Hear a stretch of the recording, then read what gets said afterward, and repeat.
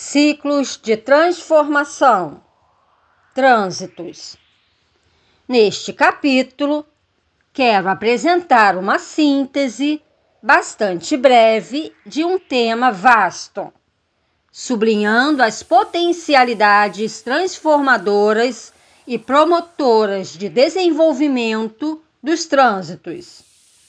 Por isso, procurarei explicar alguns significados essenciais dos vários tipos de trânsitos, referindo o seu uso prático, quer como símbolos de tipos específicos de experiência, quer como indicadores temporais de fases bastante previsíveis de intensa modificação pessoal.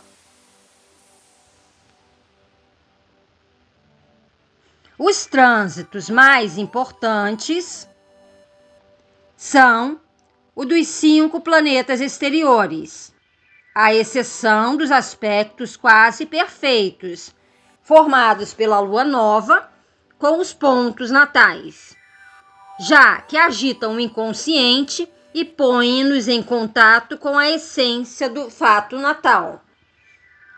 Todos os trânsitos dos 5 planetas exteriores exercem, por assim dizer, pressão sobre o inconsciente, a fim de nos impelir à mudança, à transformação, à libertação e, mais que tudo, à consciência.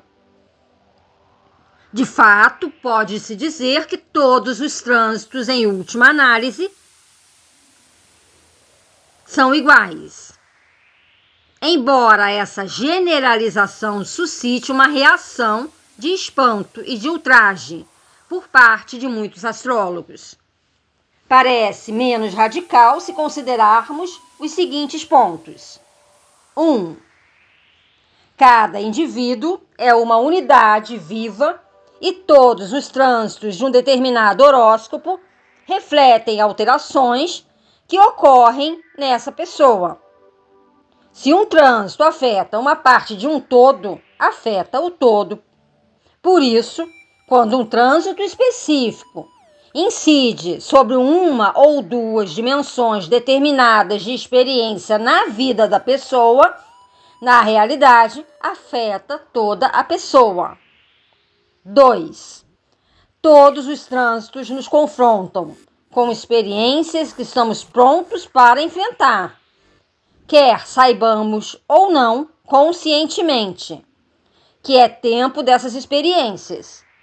Os trânsitos tendem a elevar a consciência, as partes de nós próprios e as dimensões de nossa vida que estão prontas a ser compreendidas e assimiladas. Se alinharmos com o nosso verdadeiro modelo de ser e com o nosso ritmo de desenvolvimento, compreendendo que a vida é uma experiência de aprendizagem e que tudo que experimentarmos é bom para nós, do ponto de vista do desenvolvimento último da nossa personalidade.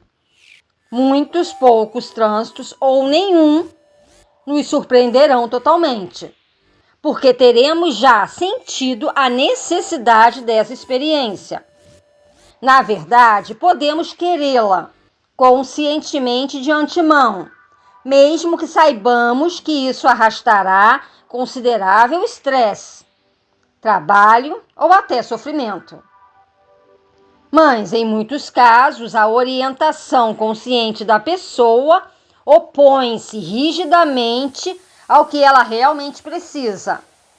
Nesses casos, a resposta do indivíduo a experiências desafiadoras ou imprevistas parece ser: não quero isso. Afastem isso de mim. O seu comportamento é assim, semelhante ao de uma criança com uma birra. A simplicidade dos trânsitos é também mostrada pelo fato de existirem apenas 12 princípios fundamentais em astrologia. Por isso, todos os trânsitos de determinado planeta pelos nossos planetas natais ou por pontos importantes são semelhantes, já que a vibração específica é especialmente ativa em nossa vida durante o tempo em que o trânsito se efetua. Por exemplo, todos os trânsitos de Plutão assinalam períodos algo semelhantes na nossa vida, porque durante esse tempo a vibração e a função de Plutão são especialmente poderosas.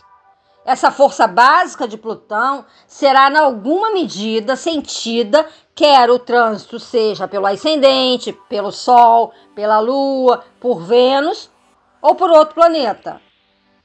Abre parênteses. Embora os trânsitos pelos planetas pessoais e o ascendente sejam, em regra geral, os mais importantes. Há muitas exceções. Fecha parênteses. Assim, quando vemos determinado trânsito aproximar-se, devemos tentar compreendê-lo o mais completamente possível, em todas as suas possíveis ramificações.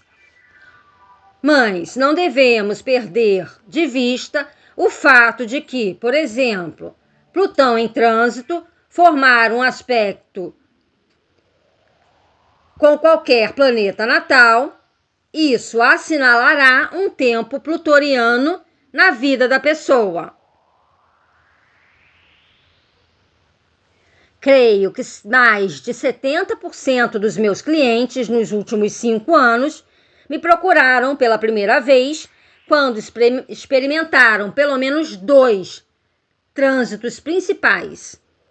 Embora um trânsito importante possa, na verdade, simbolizar uma mudança radical e um período de transição crucial.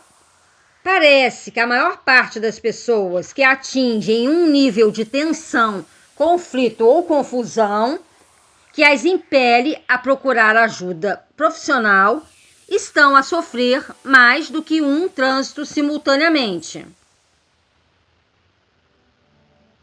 As reações emocionais de algumas pessoas a experiências desagradáveis durante os vários trânsitos se assemelham à birra de uma criança e constituem uma resistência emocional a enfrentar a dor.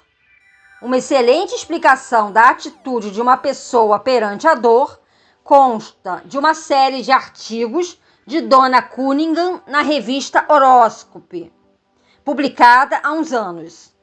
A série intitulava-se uma perspectiva espiritual, psicológica sobre trânsitos, e é um dos melhores trabalhos que já li sobre o assunto.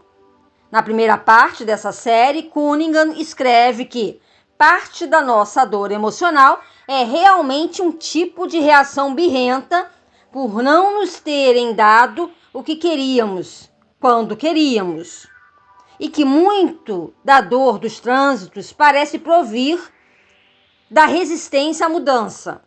Donna Cunningham explica também um modo positivo de encarar a dor em termos de potencial de desenvolvimento. Abre parênteses. A dor é o grito proverbial de socorro. Se lhe prestarmos atenção, se fizermos algo de construtivo com ela, podemos evitar futuras complicações e entrar num tempo mais saudável de nossas vidas. A dor surge muitas vezes durante o processo de reajustamento a uma maior exigência, mas o organismo desenvolve-se para se adequar à exigência. Depressa, esse mais elevado nível de funcionamento deixa de ser doloroso para ser por nós sentido como normal. Ao nível espiritual, também podemos experimentar alguma dor quando tentarmos puxar por nós, mas em breve funcionaremos melhor do que antes. É muitas vezes um trânsito duro que nos dá o ímpeto para puxarmos por nós, ou que nos proporciona as condições sobre as quais somos forçados a puxar por nós, se o não fazemos voluntariamente. Muito da dor dos trânsitos não passa, creio eu, de um efeito colateral do processo de fortificação, cura e desenvolvimento que acompanha todos os trânsitos fundamentais. Erramos ao concentrar a atenção mais na dor do que no processo do desenvolvimento. Fecha parênteses. Cunningham também explica que os trânsitos não são acontecimentos isolados, sobre os quais não possuímos controle. São, em vez disso, parte de um processo psicológico integral de que participamos. Na verdade, como ela salienta, um bom meio de utilizar os trânsitos na consulta astrológica é perguntar sempre à pessoa o que aconteceu no ano anterior, observando ao mesmo tempo os trânsitos principais que durante esse período de tempo se manifestavam. Dessa maneira, podemos fazer uma ideia da profundidade das modificações pessoais que o indivíduo continua ainda a sofrer. E podemos também obter pistas importantes sobre o modo como a pessoa enfrenta, geralmente, os impulsos cósmicos de desenvolvimento, avaliando como enfrentou tais desafios no passado. Uma vez compreendido o modo habitual do indivíduo de enfrentar as fases críticas da vida, poderemos mais facilmente ajustar o nosso estilo de expressão para lhe explicarmos aquilo que com ele se passa no presente. E também esse interrogatório pode começar a mostrar-nos o modo como os símbolos abstratos do horóscopo de nascimento se manifestam realmente na experiência de todos os dias. Sem qualquer dúvida, da maneira como a dinâmica do horóscopo de nascimento se exprime na experiência real, é muito difícil compreender em absoluto os trânsitos específicos. E muito menos prever o que tais fatos celestiais representarão no futuro. Mas, claro, pessoalmente estou mais interessado na compreensão do que na previsão. Visto que se nos preocuparmos com as previsões, desviamos a atenção da pessoa, do processo que se desenvolve. Cunningham, que é assistente social diplomada e tem muita experiência em trabalho de consultoria, diz a mesma coisa nos seus escritos. Presta-se demasiada atenção em astrologia os acontecimentos e não o suficiente ao processo que os provoca. Realmente, os acontecimentos assemelham-se a tabuletas. São mais visíveis, é claro, do que o processo. Mas não se salta de uma cidade para outra, cobre-se a distância pouco e pouco. Os acontecimentos podem parecer a culminação de um processo ou o catalisador que inicia um processo. Mas é mais útil estudá-los como indicadores exteriores de uma tendência interior. A interpretação dos trânsitos, que atenta apenas nos acontecimentos, deixa de parte um poderoso instrumento para o autoconhecimento e a mudança. Durante trânsitos importantes, podemos sentir uma ânsia interior de mudança, se estivermos sintonizados conosco. Deparar com os impulsos de uma mudança através de circunstâncias externas ou combinar ambas as situações. Os trânsitos podem ser vistos como barômetros que refletem as mudanças do ambiente interior da pessoa. E muitas vezes as circunstâncias externas também se refletirão no estado interior, especialmente se precisarmos de encorajamento para olharmos para dentro de nós. Os trânsitos não podem separar-se da pessoa e dos seus processos de desenvolvimento. Principalmente durante trânsitos importantes dos 5 planetas exteriores, que são aqueles que abordamos nesse capítulo, podemos nos permitir ser transformadores e assim sujeitarmos-nos completa e profundamente à experiência, ou então enfrentar circunstâncias externas e tentar escapar-lhes, bem como a pressão interior de mudança que lhe corresponde. Uma pessoa que opta pela última solução tentará provavelmente recuperar velhos modelos de pensamento e comportamento, logo que o trânsito cesse, mas numa nova situação. Esse esforço pode ter resultados espantosos, porque Os velhos modelos de comportamento parecerão agora desajeitados, vazios e artificiais, criando considerável frustração e desorientação. E, o que é mais, a pessoa será compelida a enfrentar as mesmas saídas quando um ciclo transformador semelhante se iniciar.